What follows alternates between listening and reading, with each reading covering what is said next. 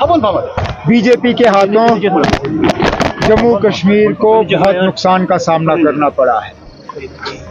जम्मू में, कश्मीर में हर तरह आप देखें तो लोग मायूस हैं, परेशान हैं। इस परेशानी से, इस मायूसी से बचने का एक ही तरीका है।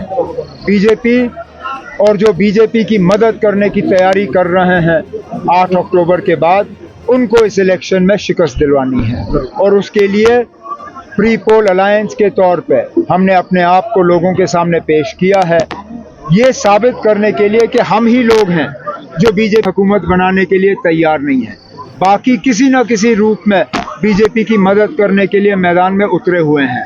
हमारी वोटरों से मोतबाना गुजारिश है कि अलायंस के उम्मीदवारों को यहाँ से कामयाब करके भेजें, ताकि हमें एक तो बीजेपी से जम्मू कश्मीर को बचाने का मौका मिलेगा, और यहाँ जो भी नाइंसाफियाँ इस्तेसाल हुए हैं पिछले 8-10 साल से, उनको हमें दुरुस्त करने का मौका मिलेगा। अरविंद केजरीवाल के उनको ना निकलने का तरीका तो अदालत ही है।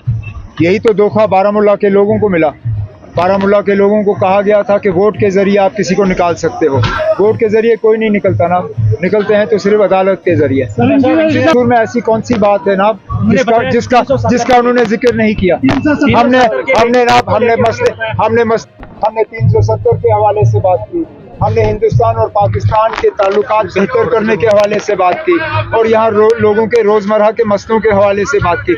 मुझे ऐसा बताइए ना, हमने ऐसा कौन सा इशू छोड़ा है जो लोगों को जाके टच नहीं करती। अब इंजीनियर रशीद साहब ने कल शायद ये कहा कि अगर मैं उसके साथ वापस दिल्ली जाने के लिए तैयार हूँ तो वो मैदान छोड़ेंगे हमारे हक में। मैं आज कहता हूँ ना, जिस दिन उसको वापस जाना होगा, मैं साथ जाऊंगा उसको वहाँ छोड़ने के लिए। मैदान छोड़े और घर में बैठे।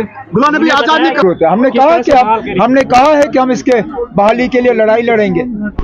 हमने तो कहा है, हम 2 चीजों पे लड़ रहे हैं ना, एक तो बीजेपी को बाहर रखने के लिए, और हमसे जो छीना गया है उसको दोबारा बहाल करने के लिए।